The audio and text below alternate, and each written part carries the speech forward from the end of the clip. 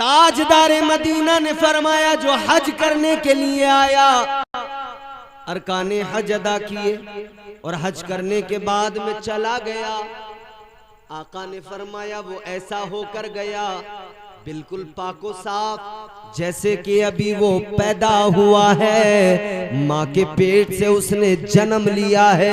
अल्लाह उसके सारे गुनाहों को मुआफ कर देता है, अल्लाह उसकी सारी खताओं को मुआफ कर देता है। काबे पे पहली नजर पड़ती है, अल्लाह ताला उस वक्त में जो दुआ मांगी जाए उस दुआ को परवरदिगार कबूल फरमाता है। वो काबा जहाँ रब की हर लम्हा 100 रहमतें नाजिल होती है। अल्लाहु अकबर कबीरा, वो काबा जिसके लिए कहा गया, जिसके लिए फरमाया मेरे मदनी करीम आका ने, ऐ लोगों सुनो, अल्लाह का घर काबा, अल्लाह की 100 रहमतें नाजिल होती है, 60 रहमतें उनके लिए जो काबे का तवाफ किया करते हैं, 40 रहमतें उनके लिए जो काबे के सामने खड़े होकर नमाजें पढ़ा करते हैं, और 20 रहमतें उनके लिए जो उस सहन के अंदर, उस हुदूद के अंदर रहकर अल्लाह को याद किया करते हैं, अपने मौला का जिक्र किया करते हैं। परवरदिगार के कितने एहसानात हैं हम बंदों पर कि उसने हमें ये तौफीक दी कि हम हज करें अगर हम इस्तिताअत रखते हैं। मगर एक बात मैं अर्ज कर रहा हूं, आप जितने हैं आप तक तो बात जाएगी, मगर सोशल मीडिया के जरिए बात दूर तक जाएगी। आप सब लोग भी गवाह होंगे, ये उलमा गवाह होंगे, गवाह हैं, जानते हैं, देख रहे हैं। आजकल हज करने का मामला जो है, हज साहिबे इस्तिताअत पर फर्ज है, लेकिन लोग हज करने के बजाय उम्रा करने ज्यादा जा रहे हैं। दनादन उम्रा करने जा रहे हैं। हज फर्ज है मगर जा रहे हैं उम्रा करने के लिए। ये बिल्कुल इसी तरह है कि जरूरत दूध की है और पिलाई चाय जा रही है कि एसिडिटी बन जाए। समझ रहे? अब तुम चाय लेके निकल लो वरना बात इससे आगे बढ़ जाएगी। हज फर्ज है मगर उम्रा, और कैसे? जैसे कहीं पे घूमने जाते हैं, जैसे लोग दुबई जा रहे हैं घूमने, बुर्ज खलीफा के आसपास खड़े हैं, photo selfie video short video चल रहा, पूरा ड्रामा।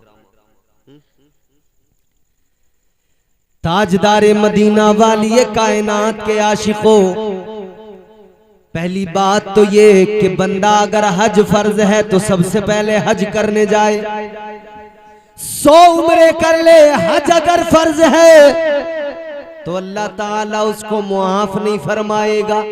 जिस तरह नमाज फर्ज है, जिस तरह रोजा फर्ज है, जिस तरह मालिक निसाब पर ज़कात फर्ज है, उसी तरह साहिब इस्तिताअत पर हज करना फर्ज है। अगर हज नहीं किया अल्लाह के बारगाह में परवरदिगार की अदालत में खड़े होकर जवाब देना पड़ेगा।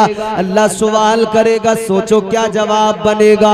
ऐ मेरे अजीजों, बंदा नमाजें बराबर पढ़ रहा है, रोजे बराबर रख रहा है, इबादतें बराबर कर रहा है, लेकिन हज करने की बात आई तो पैसे खर्च ना हो जाए, हज करने नहीं जा रहा बल्कि उम्रा करने चला गया।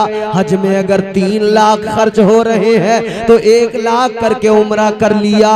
दुनिया को पता लग गया, अभी काबे के सामने इनके फोटो आई है, काबे के पास खड़े हुए थे, कोई समझाए कि चले गए हैं, लेकिन ये तो उम्रा करके आ गए। एक फैशन बना लिया उम्रा करने का। अजीजाने गिरामीउल कद्र, उम्रे करो, जरूरी है, अच्छी बात है, बारगाहे मुस्तफा में जाओ, अल्लाह का घर देख कर आओ, मगर इसे पिकनिक के तौर पे न मनाओ, पिकनिक की तरह न जाओ। ऐसे न जाओ जैसे लोग दुनिया भर की जगहों पर घूमने के लिए जाते हैं, ऐसे न जाओ जैसे कोई बुर्ज खलीफा देखने जा रहा है, ऐसे न जाओ जैसे कोई ताजमहल देखने जा रहा है, ऐसे न जाओ कि जैसे लोग टूर करने के लिए जाते हैं।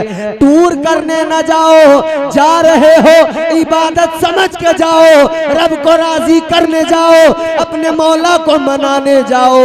और जब जाओ तो दिखावा न करो। इस दिखावे के दौर में जाने कितने लोग हैं, आज भी मौजूद हैं, खामोशी से जाते हैं, एक तस्वीर नहीं मिलेगी, हज भी करके आ जाएंगे, उम्रा भी करके आ जाते हैं, एक फोटो तुम्हें उनकी नहीं मिलेगी। मगर बाज लोग, अल्लाह खैर फरमाए, दनादन इंस्टाग्राम। अबे भैया तू इंस्टाग्राम पे फॉलोअर्स बढ़ाने गया था या उम्रा करने गया था? उम्रा करने जा रहा है या अपनी फैन फॉलोइंग बढ़ाने जा रहा है? लोग देखें मुझे कि हा क्या बात है, ये तो साहब बड़े उम्रे करते हैं। और फिर दिखावे का उम्रा करने वाले ना आके नुमाइश यहाँ भी बहुत करते हैं, यहाँ बार बार आके बड़ी बातें करें। हज फर्ज था, उम्रा करके आए हैं और लोगों को न जाने क्या क्या बताने लगे। ये बहुत जरूरी बात है, इस पर तवज्जो करना जरूरी है। अच्छा, कुछ लोग तो उम्रा करके जो सोच रहे हैं कि चलो ऐसी काम चले, और हमारे हजरत ये तमाम लोग गवाह हैं, जानते। कुछ लोग ऐसे हैं जो ये सोच रहे हैं कि यार लोग बड़े ताने दे रहे हैं कि इन्होंने हज ना करा, सबने कर लिया, बोले किसी सूरत से जान छूटे, कैसे छुटाऊं, पैसा खर्च करने को तैयार नहीं है, तो सोच रहा है कि भाई कहां घूम के आऊं जो इन्हें पता लगे मैं हज करके आ गया। और कई ऐसे हैं कि मुश्किल से चले तो गए जैसे तैसे, मगर वहां जाके उन्होंने अरकाने हज पे इतनी तवज्जो नहीं दी है जितनी यहां फोन करने पे तवज्जो दी है। फोन कर करके कह रहे हैं लल्ला मक्का के क्या हाल है, तू मक्का की फिक्र करने गया था या हज करने गया था? आलू कैसे हो रहे हैं, पानी चला दिया नहीं चला दिया? अरकाने हज अदा करने नहीं जा रहा, होटल में पड़े पड़े घर को दनादन फोन लगा रहा, रिश्तेदारों को फोन लगा रहा। इसे ये खौफ नहीं कि मैं पैसे भी खर्च कर रहा हूं, हज करने भी आया हूं, मगर फिर भी उसमें इंटरेस्ट नहीं, उसमें ज़ौक़ नहीं। एक हाजी, यकीन करना, कोई लतीफा नहीं, कोई मजाक नहीं, कोई झूठ नहीं, बिल्कुल सच्ची बात। एक हाजी मैंने अपनी जिंदगी में, अपनी लाइफ में ऐसा देखा है कि जिसके मुताल्लिक मुझे उसके साथ जाने वाले लोग जो 5 वक्त नमाजें भी पढ़ते हैं, ऐसे लोग बाशराबी हैं वो लोग, उन्होंने गवाही दी कि इसने जाकर होटल में पड़े पड़े सिर्फ बच्चों को ही फोन किया है, सिर्फ इसने यहाँ की खबर ली है, इसने अरकाने हज अदा नहीं। और फिर वो आदमी जब मुझे बात बता रहा था ना, तो इतनी ऐसी, बस अल्लाह रहम करे, ऐसी ऐसी बात उसने मुझे बताई। एक हाजी मुझे मिला, उसने मुझे बड़ी अजीब सी बात बताई। कहने लगा मौलाना, जब मैं हज करने गया मैंने खाने काबा के खिलाफ को देखा, बड़ी धूल बड़ी धूल। कह रहा भाई कोई देख ही नहीं रहा वहां इतनी धूल। मैंने कहा अच्छा चलो आपने तो देख लिया, शुक्र है। अबे सैकड़ों हजारों मुलाजिमीन हैं, खुद्दाम हैं, सफाई करने पे सैकड़ों लगे हैं। तेरी आंखें थी एक कि तुझे जाके वहां काबे के गिलाफ पे धूल नजर आई है। अस्तगफिरुल्लाह, तू काबे के गिलाफ की धूल देखने गया था या तवाफ करने गया था? कैसे कैसे अजीब लोग हैं, कैसे कैसे हाजी हैं आजकल। बड़े बड़े मॉडर्न हाजी मिलेंगे, ऐसे ऐसे हाजी कि हज करने से पहले जरा शरीफ भी थे, हज करने के बाद में कई लोग तो और ज्यादा मक्कार हो जाते हैं, लेकिन हज उसका जो हज करने के बाद में पूरी तरह से नेक बन जाए, बदल जाए। फरमाया गया अगर ये पता लगाना हो कि हज किसका कबूल हुआ किसका कबूल नहीं हुआ, तो अलामत ये है कि अगर हज करने के बाद में बंदा गुनाहों से बच गया, अगर झूठ बोलता था उसने झूठ बंद कर दिया, अगर जुआ खेलता था जुआ छोड़ दिया, नमाजें छोड़ता था नमाजें शुरू कर दी, तो समझ लो उसका हज कबूल हो गया है। अल्लाह ताला ने उसके तवाफ को कबूल कर लिया, अल्लाह ने उसके हज को कबूल कर लिया। और अगर ऐसा नहीं है, हज करने के बाद में और ज्यादा झूठ बोलने लगा, तो समझ लो फिर इसका हाल क्या है। और कई लोग हैं हज करने के बाद में तो फिर पूछो मत। एक हाजी लखनऊ से बैठा हवाई जहाज में, कहां से? लखनऊ से। अब लखनऊ से बैठा तो आप समझ ही गए होंगे किस इलाके का होगा। हज करके आ गया। मैं उन दिनों उस इलाके में पढ़ाता था, हमसे मैं बैठा उनके करीब, बाद में बातचीत हो रही थी, गुफ्तगू हो रही थी, बात करते करते उन्होंने जो मुझे बात बताई ना, मैं हैरान हो गया सुनकर। मुझसे कहने लगा कि मौलाना जब हम हज करने के लिए, अब आप सुनना देखो क्या बात है। कहने लगा जब हम हज करने के लिए गए, लखनऊ से हवाई जहाज में बैठे, हवाई जहाज उड़ा। कहने लगे जैसे ही वो उड़ा मैंने टाइम घड़ी में लगाया, बोला पूरे 13 मिनट लगे। 13 मिनट में हवाई जहाज हमारे गांव के ऊपर आ गया। कितने मिनट में? बात समझ में आई? फुलसिंगे से जाने वाला कोई हाजी गए कि 12 मिनट में हवाई जहाज फुलसिंगे के ऊपर था, तो कम से कम उस हाजी से इतना तो पूछा जाएगा कि भाई हाजी तुझे कैसे पता लगा नीचे फुलसिंगा है? तुझे कोई बोर्ड दिखाई दे गया कि फुलसिंगे के ऊपर है अभी हवाई जहाज? है तो सोचने वाली बात है। हवाई जहाज में तो हम भी बड़ा सफर करते हैं, हमें तो पहचान नहीं होती नीचे क्या है। आबादियां नजर आती हैं मगर ये कुछ पता नहीं कौन सा गांव कौन सा शहर है। और जब बहुत ज्यादा ऊपर चले गए तो वो भी दिखना बंद। मगर वो कहने लगे मौलाना 13 मिनट में हवाई जहाज हमारे गांव के ऊपर था। ये तो झूठ बोला ही बोला शारिक भाई, इसके आगे जो झूठ बोला, हाय हाय। कहने लगा मौलाना 13 मिनट में हवाई जहाज हमारे गांव के ऊपर था। बोला मैंने शीशे में झांक के नीचे को देखा तो हमारे गांव वाले यूं हाथ हिला के बाय बाय कर रहे थे। भाई वाह, क्या कहने, तेरा भी जवाब नहीं, तेरे गांव वालों का भी जवाब नहीं। 13 मिनट में तेरा हवाई जहाज तेरे गांव के ऊपर आ गया, तुझे ऊपर से पता लग गया। तेरे गांव वालों को नीचे से पता लग गया कि इस वाले हवाई जहाज में अपना हाजी बैठा है, उन्होंने भी नीचे से हाथ, तेरी गर्दन दिख गई थी उन्हें। ये तूने शीशा तोड़ के गर्दन बाहर को निकाल ली थी। ऐसे ऐसे झूठे लोग, अल्लाह रहम फरमाए।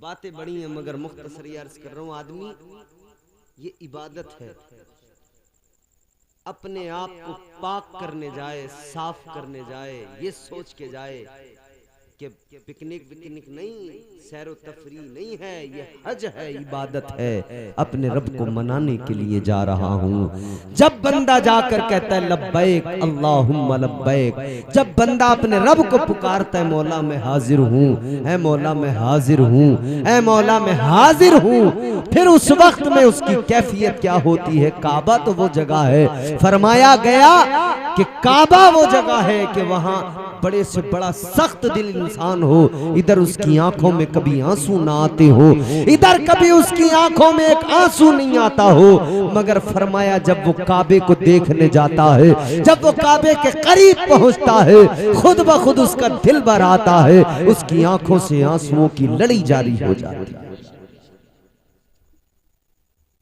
काबे को देखकर लोगों की आंखों में आंसू आ जाते हैं। काबा वो जगह है जहां रब की रहमतें बरसती। काबा वो जगह है कि जब हुदूदे हरम में जानवर भी दाखिल हो जाए तो दूसरे जानवर उसका शिकार नहीं करते। हिरन अगर दाखिल हो जाए तो कोई शेर आके उसका शिकार नहीं कर सकता। ताजदारे मदीना वाली कायनात मुस्तफा करीम के आशिको गौर करो, हज करो तो सिद्क दिल से, अच्छी नीयत के साथ, और अल्लाह ताला से इधर से दुआ मांगते जाओ, ऐ मौला मुझे तौफीक दे, मैं रियाकारी से महफूज रहूं और सही मानों में हज अदा करके वापस आ जाऊं। और इधर दिखावे के लिए हज न करना कि लोग मुझे हाजी साहब कहे, इधर दिखावे के लिए नहीं किया जाए कि लोग मुझे पुकारे हाजी साहब आ रहे हैं, हाजी साहब आ रहे हैं। और कई लोग तो ऐसे भी हैं, इधर दिल दुखा दुखा के जा रहे हैं, इधर पैसा मार मार के जा रहे हैं, हराम की दौलत इकट्ठी करके जा रहे हैं, हराम की ही दौलत से हज करने जा रहे हैं। इधर गरीबों का माल मार लिया है, इधर गरीबों की जमीनों पे कब्जा कर लिया है, इधर किसी से कर्ज लिया है तो वापस नहीं लौटा रहे हैं, इधर लोगों के माल मारे हैं, इधर सबका माल मार के अपना पेट भर के हज करने चले। वो लोग मिसाल जो देते हैं, 100 चूहे खाकर बिल्ली हज को चली, वही हालात होते हैं। इधर कितने लोग ऐसे हैं, उनकी हालत ये कि वो जिंदगी भर माले हराम जमा करने में लगे रहे, या अगर मेहनत मजदूरी करके या अगर कारोबार तिजारत करके उन्होंने माल जमा कर लिया, पैसा जमा कर लिया, तो वो राह खुदा में खर्च करने को तैयार नहीं, अल्लाह के नाम पर किसी को देने को तैयार नहीं, ज़कात खैरात देने को तैयार नहीं है। अजीज़ाने गिरामीउल कद्र गौर फरमाइए, ऐसे भी हज को जाने वाले हैं, अल्लाह से तौबा करना जरूरी है। अपने मौला से तौबा करके फिर अपने आप को दुरुस्त करके जाओ। अजीज़ाने गिरामीउल कद्र आखिरी बात सुनो, हजरत अब्दुल्ला इब्ने मुबारक रदियल्लाहु ताला अन्हु हज करने चले हैं। खुदा की कसम हज करो, कैसे करो कि हाजी हज करने जाए उसके हालात कैसे होने चाहिए। आज कैसे लोग कर रहे हैं हज, इधर सबका माल मारा, गरीबों को सता कर जा रहे हैं, पड़ोस में कोई भूखा है उस भूखे की जरा फिक्र नहीं है, किसी के बच्चे यतीम हैं उन यतीमों की फिक्र नहीं है, बाप उन बच्चों का मर गया है, माँ उन बच्चों की मर गई है, वो बेचारे खाने को मोहताज है, कोई उनकी फिक्र करने वाला नहीं है। लेकिन अजीज़ाने गिरामीउल कद्र याद रखे, हजरत अब्दुल्ला इब्ने मुबारक चले हैं, हज करने के लिए चले हैं, खाने खुदा का तवाफ करने के लिए चले हैं। अल्लाहु अकबर, गौर करो, हजरत अब्दुल्ला इब्ने मुबारक काफिले के साथ में चले, अभी कूफा के अंदर पहुंचे हैं, कूफा में जाकर कयाम किया है। हजरत अब्दुल्ला इब्ने मुबारक ने, आपके काफिले ने कयाम किया है। आप नमाज असर के लिए आप जा रहे हैं कूफा की जामा मस्जिद में, आपने सीढ़ियों पे चढ़ते हुए देखा सामने कचरे का ढेर पड़ा है, एक खातून है जो पर्दे के साथ है, एक औरत है जो पर्दे की हालत में है, पर्दे की हालत में वो औरत उस कचरे के ढेर पे चली गई, वहां जाकर उसने एक मुर्दार जानवर पड़ा था उसका गोश्त काटना शुरू कर दिया। आप देख रहे हैं हजरत अब्दुल्ला इब्ने मुबारक ने देखा उस औरत ने मुर्दार जानवर का गोश्त काटा, अपने थैले में रखना शुरू कर दिया, मुर्दार का गोश्त थैले में रखा, अब वो चलने लगी। हजरत अब्दुल्ला इब्ने मुबारक को फिक्र हो गई, जाने कैसी औरत है जाने कैसी खातून है, कहीं ऐसा तो नहीं है मुर्दार का गोश्त ले जाकर किसी को बेच तो नहीं रही है, किसी को फरोख्त तो नहीं कर रही है। क्योंकि मेरे भाइयों जमाना ऐसा ही है, हमने तो यहाँ तक न्यूज सुनी है लोग कभी कभी कुत्ते भी काट काट कर बेच दिया करते। अल्लाह रहम फरमाए। अजीजा ने गिरामीउल कद्र याद रखे, हजरत अब्दुल्लाह इब्न मुबारक ने सोचा ये औरत मुर्दार का गोश्त लेके चली है, कहीं ऐसा तो नहीं है कि ये इस गोश्त को कहीं जाकर बेचेगी या पका कर बेचेगी। आप इसी फिक्र में उसके पीछे पीछे चल पड़े। खातून आगे आगे जा रही है, आप पीछे पीछे जा रहे हैं। खातून ने कई गलियों में मुड़ते हुए अपना रास्ता तय करते हुए एक दरवाजे को जाकर खोला, अंदर दाखिल हो गई, दरवाजा बंद कर दिया। हजरत अब्दुल्लाह इब्न मुबारक भी पहुंचे और जाकर आपने दरवाजे के करीब खड़े होकर दरवाजे के सुराखों से झांकना शुरू कर दिया। दरवाजे में जो गैप था, झिरियां थी, उन झिरियों से झांकना शुरू कर दिया। हजरत अब्दुल्लाह इब्न मुबारक ने देखा कि आखिर क्या मामला है, लेकिन अंदर जब झांक कर देखा जैसे ये औरत गई है, इसको दो चार बच्चियों ने आकर पकड़ लिया, लिपट गई, चिपट गई, कहने लगी अम्मी आप कहाँ चली गई थी, ऐ अम्मी आप कहाँ चली गई थी। माँ ने इतना सुना आंखों में आंसू आए, कहने लगी मेरी बच्चियों तुम कई रोज से भूखी हो, तुमने कुछ नहीं खाया है, मैं तुम्हारे लिए खाने का इंतजाम करने गई थी। कहती है मैं खाने का इंतजाम करने का। बच्चियों तो मैं खाना खिलाऊंगा। चूल्हा जलाया, बर्तन रखा, वो मुर्दार का गोश्त पकाना शुरू किया।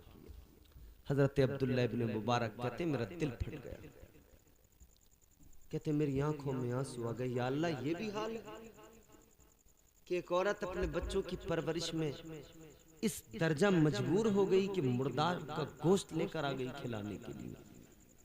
या अल्लाह इस कूफे में कोई इसका ख्याल करने वाला नहीं, कोई इसकी फिक्र करने वाला नहीं। हजरत अब्दुल्लाह इब्न मुबारक ने दरवाजा खटखटाया। बच्ची दरवाजे के करीब एक बच्ची आई, छोटी बच्ची का कौन खबरदार चले जाओ, हमारा दरवाजा न खटखटाओ। बच्ची ने कहा खबरदार हमारा दरवाजा न खटखटाओ, हमारे घर के अंदर आने की जुर्रत न करना। का किस लिए? आने वाले दरवाजा खटखटाने वाले सुनो, ये जो दरवाजा है जिसको तुमने खटखटाया है, ये दरवाजा कोई आम दरवाजा नहीं है, ये घर एक सैयद जादी का घर है, ये एक सैयद जादी का मकान है। वो सैयद जादी जो बेवा हो चुकी है, वो सैयदजादी, वो नबी की शहजादी जिसके शौहर का इंतकाल हो चुका है, जो अपनी बच्चियों की परवरिश कर रही है, मशक्कत तकलीफें उठा रही है। अजीजा ने गिरामी उल कद्र गौर फरमाइए, वो एक खातून है जो मशक्कतें उठा रही है, तकलीफें उठा रही है, परेशानियां उठा रही है। हद हो गई कि मुर्दार का गोश्त लाकर रख दिया, लेकिन बच्चों को तो पालना है। अजीजा ने गिरामी उल कद्र तवज्जो करें। अब हजरत अब्दुल्लाह इब्न मुबारक ने फरमाया, है मेरी बच्ची, मैं जानता हूँ तुमने बता दिया, मैं समझ गया, तुम्हारी माँ मेरी बहन है, एक लम्हे के लिए बुला लो, एक बात जरा सी मालूम करना है, एक मिनट के लिए बुला लो, पर्दे की आड़ से जरा सी बात मुझसे कर ले। वो मेरी बहन है, मैं उनका भाई हूँ, और वो मेरे आका की शहजादी है। मेरी जुर्रत नहीं है, मेरी मजाल नहीं है कि मैं आंख उठाकर भी देख सकूं। हजरत अब्दुल्लाह इब्न मुबारक ने जैसे इतना फरमाया, वो खातून पर्दे के साथ आई, वो नबी की शहजादी पर्दे के साथ आई, करीब आ गई। हजरत अब्दुल्लाह इब्न मुबारक ने फरमाया, बहन ये क्या मामला है कि अपने बच्चों को मुर्दार खिलाने पे मजबूर हो? कहने लगी, शौहर मेरा दुनिया में नहीं है, शौहर मेरा मौजूद नहीं है, क्या करूं? हालात ऐसे हैं बच्चियां मेरी भूख से निडाल हैं, कई दिन का फाका है, चूल्हा नहीं जला है, क्या करूं? कहती है मैं ले आई मुर्दार का ही गोश्त ले आई। हजरत अब्दुल्ला इब्ने मुबारक ने जो पैसे अपने साथ 300 दीनार या दिरहम अपने साथ लिए थे, रकम की थैली, आपने वो निकाले, दरवाजे के नीचे से सरकाए, फरमाने लगे मेरी बहन अपने भाई का तोहफा कबूल कर लो, ये तुम्हारे भाई की जानिब से दिया हुआ तोहफा है। हजरत अब्दुल्ला इब्ने मुबारक ने दिया, खातून ने मना कर दिया, सैयदजादी ने इनकार कर दिया। हजरत अब्दुल्ला इब्ने मुबारक ने फरमाया ऐ मेरी बहन सुनो, मैं बहन बना के दे रहा हूँ, तोहफा है, सदका खैरात नहीं है, जानता हूँ तुम सैयदजादी हो। बिलाखिर उन्होंने कबूल कर लिया। हजरत अब्दुल्ला इब्ने मुबारक वापस आए, आपने आकर देखा काफिला रवानगी को तैयार है, फकत इनका इंतजार हो रहा था। आपसे काफिले वालों ने कहा अब्दुल्ला कहाँ चले गए थे, चलो जल्दी सामान उठाओ, सवारी लो, काफिला सारा चलने को तैयार है। आपने फरमाया लोगों तुम चले जाओ, मुझे कोई काम आन पड़ा है, मैं नहीं जाने वाला हूँ, मैं अगली बार जाऊंगा। लोगों ने इसरार तो किया, लेकिन आपका इनकार देखा तो कहने लगे ठीक है फी अमानिल्लाह। इधर ये सारे हुज्जाज चल पड़े, इधर ये काफिला रवाना हो गया, ये हज करने के लिए काफिला चला गया। हजरत अब्दुल्ला इब्ने मुबारक घर की तरफ चल दिए, मगर आंखों में आंसू है, हसरत सीने के अंदर है, आपके सीने के अंदर ख्वाहिशें हैं, ख्वाहिशें हैं जो तड़प रही हैं। अल्लाह अकबर कबीरा, आपके दिल के अंदर बार बार यही ख्याल आता है मैं हज करने के लिए निकला था, लेकिन क्या करूं मेरी किस्मत में नहीं था। वापस घर पे आ गए। अब घर पे आने के बाद में हर दिन वो वक्त याद करके टाइम देखते हैं, सोचते हैं आज हाजी फला जगह पर पहुंच गए होंगे, आज काफिले वाले वहां पहुंच गए होंगे। काफिले वालों को याद करते हैं, आंसू बहाते हैं, अल्लाह की बारगाह में गिरिया जारी किया करते हैं। जब अरकाने हज अदा करने के दिन आए, जब अय्यामे हज आए, हजरत अब्दुल्ला इब्ने मुबारक बहुत रोए, बहुत तड़पे, बहुत गिड़गिड़ाए। अल्लाहु अकबर कबीरा। बिलाखिर हज मुकम्मल हुआ।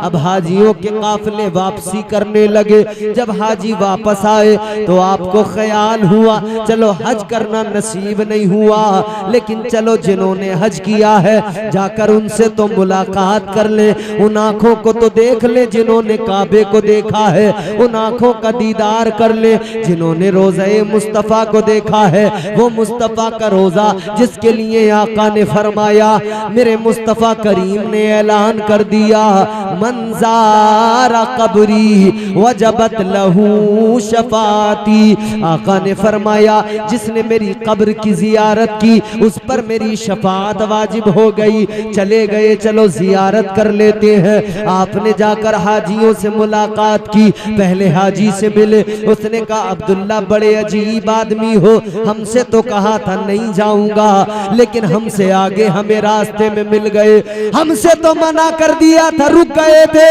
लेकिन ये बताओ कौन से रास्ते से गए थे, किधर से गए थे जो हमसे आगे पहुंच गए थे। हजरत अब्दुल्ला इब्ने मुबारक ने फरमाया कैसी बात करते हो, मैं तो अपने घर के अंदर था, मैं तो गया ही नहीं था। हाजी ने कहा नहीं नहीं, मैंने तो अपनी आंखों से देखा है। अलगरज ये वहां से निकले, दूसरे हाजी से मुलाकात की। उसने कहा अजीब आदमी हो, मिना में एक मर्तबा मिले, दोबारा नहीं मिले। कहा तुमने मिलते मिलते एक अपने पैसों की थैली मुझे दी थी, वो मेरे ही पास छोड़कर चले गए, दोबारा तुम मिले नहीं, मैं तुमको दे न सका।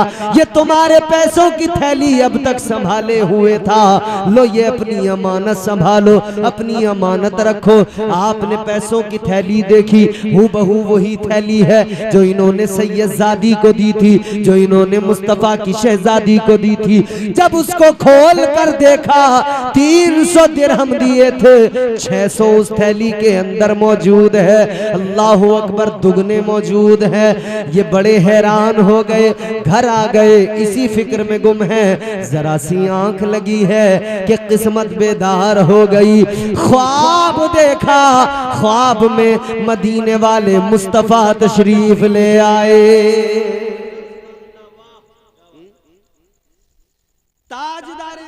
अल्लाह ख्वाब में आ गए। ये माइक बिल्कुल बंडल है, इसमें तकरीर करने का कोई मतलब नहीं। आ गए मुस्तफा जाने रहमत ताजदार मदीना ने फरमाया, ऐ अब्दुल्ला इब्न मुबारक, क्या हुआ, किस लिए हैरान हो, किस लिए परेशान हो? या रसूल अल्लाह, मैं हज करने नहीं गया था, लोग कहते हैं गया हूं। मेरे आका ने फरमाया, ए अब्दुल्ला, तुम वाकई नहीं गए थे, मगर जो लोग कह रहे हैं वो भी दुरुस्त कह रहे हैं, झूठ नहीं बोल रहे हैं। या रसूल अल्लाह, मामला क्या है? आका ने फरमाया, क्यों नहीं गए थे आप? मेरी शहजादी की मदद की थी, मेरी शहजादी की मदद करने की वजह से नहीं गए थे। आका ने फरमाया, तुम्हारे इस अमल पर तुम्हारा रब भी राजी हो गया, रब का महबूब भी राजी हो गया। इतना राजी अल्लाह ताला ने तुम्हारे इस अमल से राजी होकर एक फरिश्ते को हुक्म दिया, वो तुम्हारी शक्ल इख्तियार करे और तुम्हारे नाम से हज करे, तुम्हारे नाम से, तुम्हारी जानिब से हज करे। फरमाया, मेरे आका ने, उस फरिश्ते ने तुम्हारी जानिब से हज किया, वो हज करने के लिए गया, उसने हज किया है, सवाब उसका अल्लाह ताला तुमको अता फरमा रहा है। आका ने फरमाया, तुमने मेरी बेटी की मदद की, तुमने मेरी शहजादी का ख्याल किया, तुमने 300 दिए, तो फिर मेरे लिए भी लाजमी था कि तुम्हें डबल दिया जाए। आका ने फरमाया, तुमने 300 दिए, हमने तुम्हें 600 लौटा दिए हैं, तुमने मेरी शहजादी की मदद की है, हमने तुम्हें उसका सिला डबल करके दिया है। आका ने फरमाया, ए अब्दुल्ला, वो जो फरिश्ता तुम्हारी शक्ल इख्तियार करके हज करने गया, वो फकत इस साल नहीं गया है, बल्कि कयामत तक अल्लाह ने उसकी ड्यूटी लगा दी, जिम्मेदारी मुकर्रर कर दी। अब कयामत तक वो हज करता रहेगा, सवाब अल्लाह तुमको अता करता रहेगा। तो नियतों से बड़ा मामला होता है। हराम जमा करके किसी को 1 रुपया देने को तैयार नहीं, सदका खैरात करने को तैयार नहीं, सो चूहे खा के बिल्ली हज को चले। तो भाई हज करें तो बिल्कुल कायदे के साथ। चांदनी रात है, मैं हूँ, मेरी तन्हाई है। हर इंसान ये तसव्वुर करे कि ये मेरी बात है, मैं कह रहा हूं। चांदनी रात है, मैं हूं, मेरी तन्हाई है, याद ऐसे में मदीने की चली आई है। मैं इस एजाज के काबिल तो नहीं हूँ, फिर भी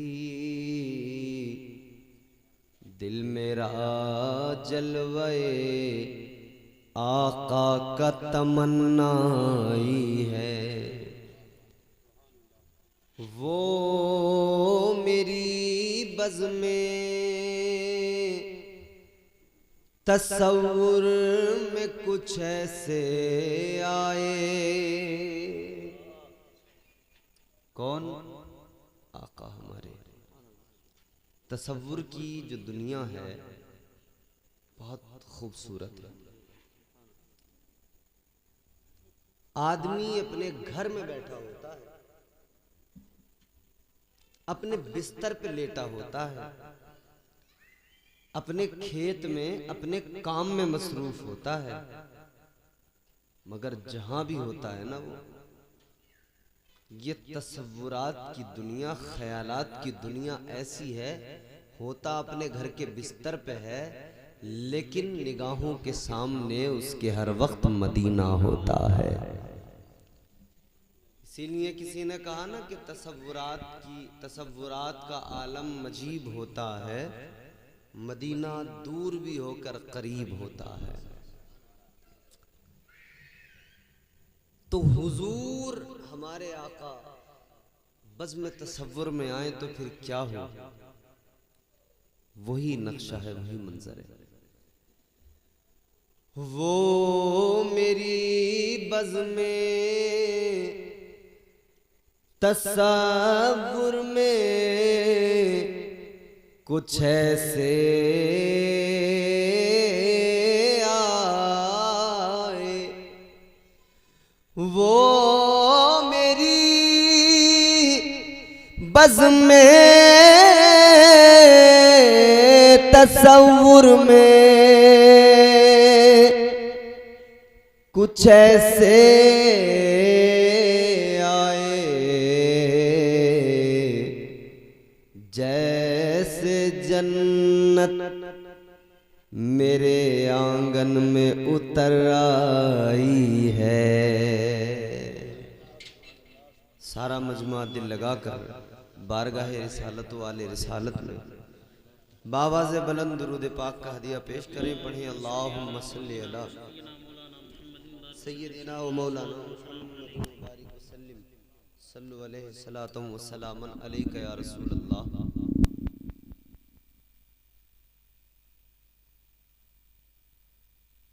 और दुरूद शरीफ पढ़ें अल्लाहुम्मा सल्ली अला सय्यिदिना व मौलाना मुहम्मद मुबारिक वसल्लिम सलातम व सलामन अलैका या रसूल अल्लाह सल्लल्लाहु तआला अलैहि वसल्लम।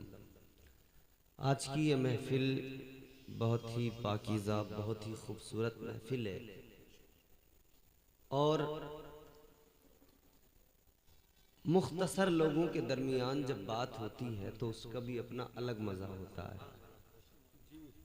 जो भीड़ में बात होती है वो एक अलग अपनी अहमियत रखती है,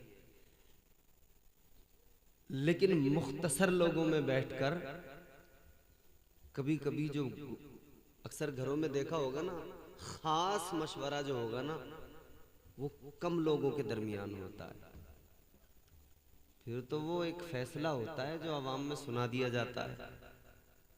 तो मुख्तसर लोगों में जो बात होती है उसका लुत्फ कुछ और ही होता है। तो इंशाअल्लाह कोशिश रहेगी कि इस बज़्म में थोड़ी देर अपनी नौकरी करें हम और आप तक अल्लाह और उसके रसूल सल्लल्लाहु अलैहि वसल्लम के पैगामात पहुँचाएं। मेरे इमाम ताजदार अहले सुन्नत, इमाम इश्क व मोहब्बत, क़ातए नजदियत, सैयदी सरकार आला हजरत अशाह इमाम अहमद रज़ा खान फाजिल बरेलवी अलैहि रहमत रिज़वान ने बड़े खूब अंदाज में फरमाया, हाजियों आओ शहंशाह का रोजा देखो, हाजियों आओ शहंशाह का रोजा देखो। माइक बहुत अच्छा है, इसका बेस बिल्कुल बंद कर दें और ट्रबल बढ़ा दें, थोड़ी सी आवाज बढ़ाएं, हल्की सी इसमें डिले खूबसूरती के लिए डाल दें। अल्लाह आपको जज़ाए खैर अता फरमाए। शायद कलीम भाई का माइक होगा, अच्छा दूसरा माइक है, अच्छा फ़हीम भाई का, अल्लाह बरकतों से नवाजे।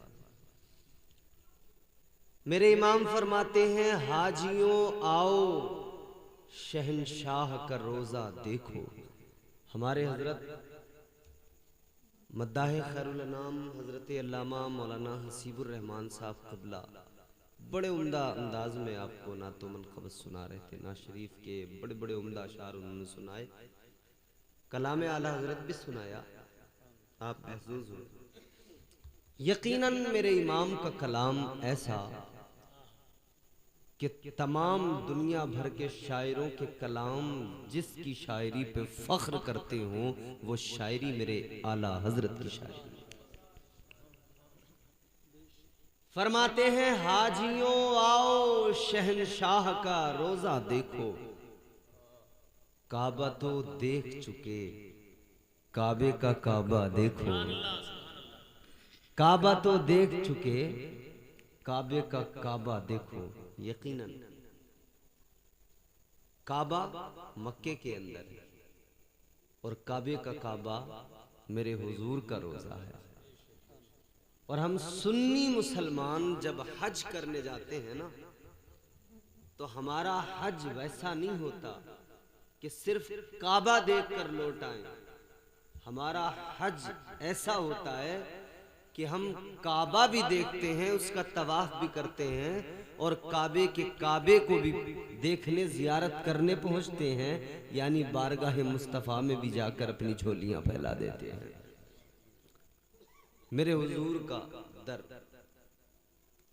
मेरे हुजूर की बारगाह, बड़ी फजीलतें हैं। अल्लाह ताला के प्यारे पैगंबर हजरत इब्राहीम अलैहिस्सलाम, वो इब्राहीम अलैहिस्सलाम जिन्हें जद्दुल अंबिया कहा जाता है, आपने खाने काबा तामीर किया।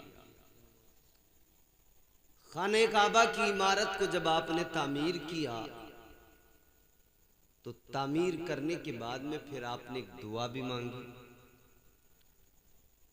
अर्ज किया, मौला काबा मैंने तामीर कर दिया है, काम मेरा मुकम्मल हो गया है, अब मेरी ड्यूटी खत्म हुई, इजाजत दे परवरदिगार, अब मैं जाऊं।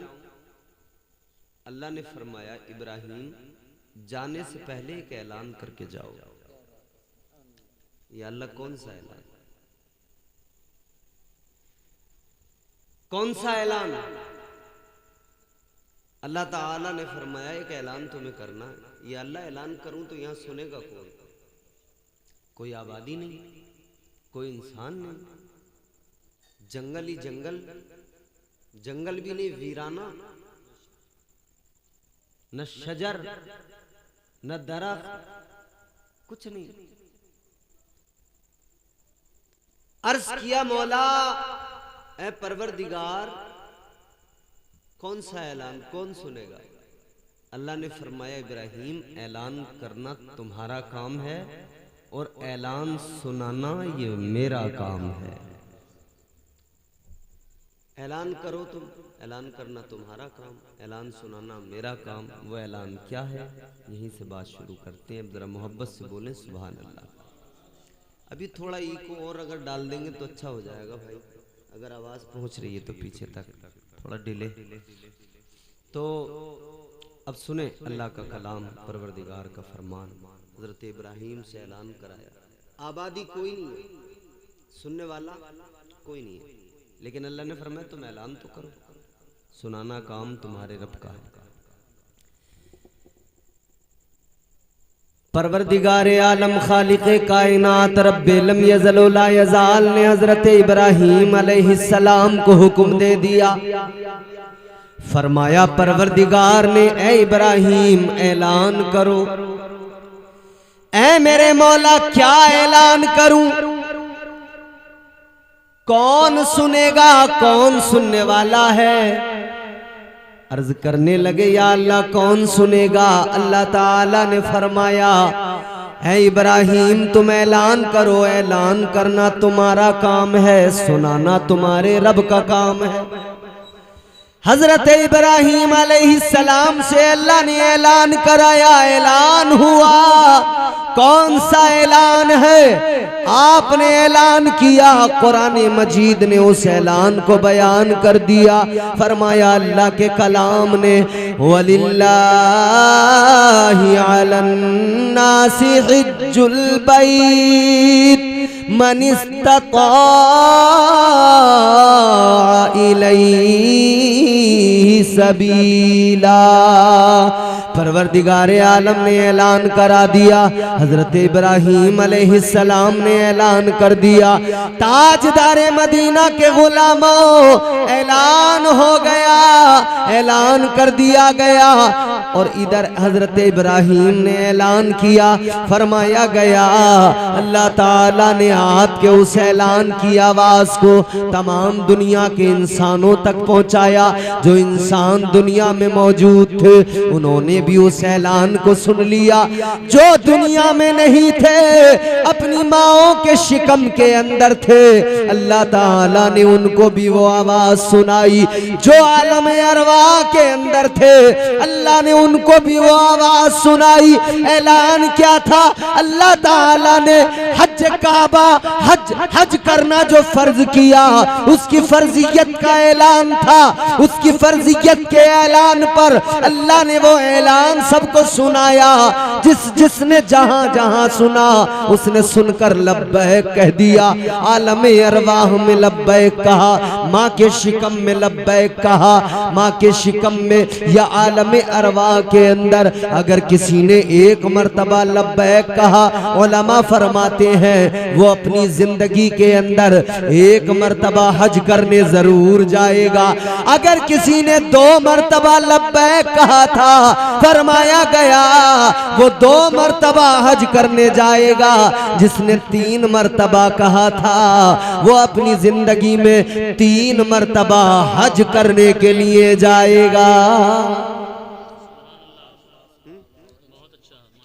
एक मर्तबा कहा तो 1 मर्तबा जाएगा, 2 मर्तबा तो 2 मर्तबा। कहाँ जाएगा? काबे का तवाफ करने। कहाँ जाएगा? हजरे अस्वद को चूमने, काबे के इर्द गिर्द चक्कर लगाने। अभी हजरत ने फरमाया था, जब काबे पे पहली नजर पड़ती है, जो मांगो वो दुआ कबूल होती है। जो दुआ मांगो वो कबूल होती है। तो काबा क्यों बना? क्यों इसको बनाया गया? क्यों काबे को दुनिया में जमीन पर बनाया गया और ये किस जगह पर बना है? तो बात को शुरू से शुरू करना पड़ेगा। परवरदिगारे आलम ने जब दुनिया के पहले इंसान को बनाया, तुम्हारे मेरे बाप नस्ले इंसानी के बाप हजरत आदम अलैहिस्सलाम, अल्लाह ताला ने बनाने से कब्ल फरिश्तों से फरमाया, कुरान गवाह है, परवरदिगारे आलम ने फरमाया, व इज़ क़ाला रब्बुका लिल मलाइकति इन्नी जाइलुन फिल अर्दि खलीफा। परवरदिगारे आलम ने फरिश्तों से फरमाया, ऐ फरिश्तों, मैं जमीन में अपना नाइब बनाने वाला हूं, अपना खलीफा बनाने वाला हूं। अल्लाह ने फरिश्तों से फरमाया मैं अपना खलीफा बनाने वाला हूं। फरिश्तों ने क्या कहा? फरिश्तों ने बारगाहे रब्बे जुल जलाल में अर्ज कर दिया, ऐ मौला, क्या जरूरत है? इंसान को किस लिए पैदा कर रहा है परवरदिगार? इंसान जमीन पर जाएगा, खूरेजी करेगा। इंसान जमीन पर जाएगा, फितना व फसाद करेगा। या अल्लाह, इंसान को पैदा करने की जरूरत क्या? परवरदिगार, इंसान को बनाने की जरूरत क्या? तो अल्लाह ताला ने फरमाया, ऐ फरिश्तों, जो मैं जानता हूं वो तुम नहीं जानते। ये अल्लाह ने फरिश्तों को फरमा दिया, जो मैं जानता हूं वो तुम। फिर उसके बाद में अल्लाह ने हजरत आदम अलैहिस्सलाम को पैदा किया, वजूद आदम तैयार हो गया। उलमा फरमाते हैं, रिवायात शाहिद हैं कि फरिश्तों को यूं लगा जैसे कि अल्लाह ताला हमारी इस बात पे हमसे खफा हो गया है। अल्लाह तो इंसान को बनाना चाहता है और हमने कह दिया या अल्लाह जरूरत क्या है बनाने की। ये बिल्कुल इसी तरह है कि आप अपने घर में किसी का रिश्ता करने जाएं दो लोग तो रिश्ता करने पे राजी हों, एक दो कहते हो जरूरत क्या है रिश्ता करने की, फिर कहो कि नहीं जबरदस्ती कर लेंगे, फिर वो कहें कि जी कर लो, हम तो आएंगे ही नहीं। अच्छी खासी नाराजियां होती हैं, नहीं बोलो रिश्तों में खूब होती हैं, तबीयत हजार बातें निकल के आती हैं, हजार मामले निकल के आते हैं। तो जब हम एक दूसरे से नाराज होते हैं तो हम महसूस करते नहीं कि हमसे हाजी साहब, हाजी अय्यूब साहब नाराज हो गए हों शायद, तो इन्हें मनाया जाए। किसी के घर में शादी होती है मनाया जाता है, मंगनी का मौका आए मनाया जाता है। अकेले से मान जाएं सुभान अल्लाह, अकेले से न माने तो खानदान के दो चार लोगों को जमा करके लेके जाते हैं कि मना लिया जाए। क्या वजह है कि खुशियां अपनों के बगैर मुकम्मल नहीं होती, अधूरी होती हैं। ऐ मेरे अजीजों, जब हमारा कोई अजीज अपना नाराज हो जाए, हम उसको मनाने की कोशिशें किया करते हैं, मनाने की तदबीरें किया करते हैं। परवरदिगारे आलम को, अल्लाह के फरिश्तों ने अपने रब को ये जवाब दिया, मौला इंसान को बनाने की जरूरत क्या, इबादत के लिए हम मौजूद हैं, बंदगी के लिए हम मौजूद हैं, सजदों के लिए हम मौजूद हैं, तस्बीहात के लिए हम मौजूद हैं। अर्ज कर दिया व नहनु नुसब्बिहु बिहम्दिका व नुक़द्दिसु लक, अर्ज कर दिया मौला तेरी तस्बीह के लिए हम मौजूद हैं, तेरी हम्द करने के लिए हम मौजूद हैं। या अल्लाह इंसान को बनाने की जरूरत क्या है।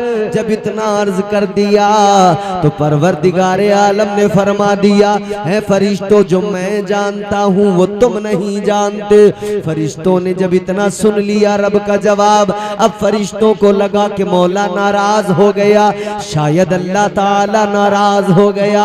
अब तदबीर ये कि राजी कैसे किया जाए, अपने मौला को मनाया कैसे जाए। ऐ लोगों, फरिश्तों को किस दर्जा फिक्र हुई कि अपने रब को मनाया जाए। अब फरिश्तों ने क्या किया मेरे अजीजों, एक काबा जमीन पर तुम्हारे मेरे सामने है, लेकिन एक काबा 7वें आसमान पर है, एक काबा आसमानों पर है। उस काबे का नाम बैतुल मामूर है। वही बैतुल मामूर के कुरान मजीद में इसका जिक्र कर दिया गया, फरमा दिया वल बैतिल मामूर। अल्लाह ताला के कलाम में उस काबे का जिक्र कर दिया गया। एक काबा जमीन पर, एक काबा आसमान पर, 7वें आसमान पर। मगर वो पहले बना, ये बात वो फरिश्तों का किबला है, फरिश्ते उसका तवाफ किया करते हैं, फरिश्ते उसकी तरफ रुख करके नमाज पढ़ा करते हैं। वो फरिश्तों का किबला। ताजदारे मदीना वाली कायनात के गुलामों, बैतुल मामूर 7वें आसमान पर, फरिश्तों का काबा, फरिश्तों का किबला। फरिश्तों ने बैतुल मामूर के इर्द गिर्द चक्कर लगाना शुरू किया, तवाफ करना शुरू किया। ये इधर तवाफ करने लगे। अल्लाह ने फरमाया फरिश्तों ये क्या मामला, ये बैतुल मामूर के इर्द गिर्द चक्कर लगाने का मतलब क्या, इसका तवाफ करने का मतलब क्या। फरिश्तों ने अर्ज कर दिया मौला इसके इर्द गिर्द घूमने का, चक्कर लगाने का, तवाफ करने का मकसद एक है। या अल्लाह तख्लीक आदम के ताल्लुक से जो बातें हमने तेरी बारगाह में अर्ज की, ऐ मौला हमें लगा कि शायद तू नाराज हो गया, तो तुझे मनाने के लिए, तुझे राजी करने के लिए ऐ परवरदिगार हमने इस बैतुल मामूर का तवाफ किया है, तुझे राजी करने के लिए इसके चक्कर लगाए हैं, तुझे मनाने के लिए इसका तवाफ किया है। अब जरा जुमला तवज्जो से सुनना, अब जरा बात अपने दिल की तख्ती पे नोट कर लेना। अर्ज करने लगे मौला तुझे राजी करने के लिए, तुझे मनाने के लिए इस बैतुल मामूर का तवाफ कर रहे हैं। इतना फरिश्तों ने अर्ज किया, परवरदिगार ने फरमाया ऐ मेरे फरिश्तों तुम मुझे राजी करने के लिए मेरे घर के इर्द गिर्द चक्कर लगा रहे हो। ऐ फरिश्तों मुझे राजी करने के लिए बैतुल मामूर का तवाफ कर रहे हो, तो ये बात भी सुन लो, ये तरीका तुम्हारे रब को बेहद पसंद आ गया है, ये तरीका तुम्हारे रब को पसंद आ गया है। अल्लाह ने फरमाया ऐ फरिश्तों तुमने मुझे मनाने के लिए बैतुल मामूर का तवाफ किया है, अब ऐसा ही एक काबा जमीन पे भी तामीर कर दो, इसी काबे के नीचे तामीर कर दो, एक काबा बना दो ताकि मेरे बंदे भी आए, अगर उनसे गुनाह हो जाए वो अपने गुनाहों को धोने के लिए आ जाए, अगर उनसे खताएं आ जाए अपनी खताएं मुआफ कराने आ जाए, जब उनसे गुनाह हो जाए, जब वो अपनी जानों पर जुल्म कर ले आ जाए, उस काबे के इर्द गिर्द चक्कर लगाए, काबे का तवाफ करे, वो काबे का तवाफ करेंगे, मैं उनके गुनाहों को मुआफ कर दूंगा। एक काबा सातवें आसमान पर फरिश्तों का क़िबला, एक काबा अल्लाह ने इधर जमीन पे बनाया। परवरदिगार ने काबा बनाया ही इसलिए कि मेरे बंदों के गुनाह मुआफ हो जाए। काबा बनाने का मकसद ही ये है कि अल्लाह ताला चाहता है कि गुनाहगार आए, गुनाह मुआफ करा के जाए। बस अब क्या कहोगे, अब तो हो गया काम, अब इसमें जान नहीं है ज्यादा, हमने जोर लगाया तो हमारी जान और चली जाएगी। है तो खुलूस इतना कि दोनों का काम चल जाए, खुलूस इतना कि दोनों का काम चल जाए, अब इस कदर भी ना चाहो कि दम निकल जाए। अल्लाह ताला हमें आपको नेक अमल की तौफीक अता फरमाए, परवरदिगार दोनों जहान में कामयाबी कामरानी अता फरमाए। कहने सुनने में जो मुझसे गलतियां हुई अल्लाह ताला उनको मुआफ़ फरमाए। अस्तगफिरुल्लाह रब्बी मिन कुल्लि ज़ंबि व अतूबु इलैह। कलमा शरीफ पढ़े ला इलाहा इल्लल्लाहु मुहम्मदुर रसूलुल्लाह सल्लल्लाहु तआला अलैहि वसल्लम व मा अलैना इल्लल बलाग। अस्सलामु अलैकुम व रहमतुल्लाह।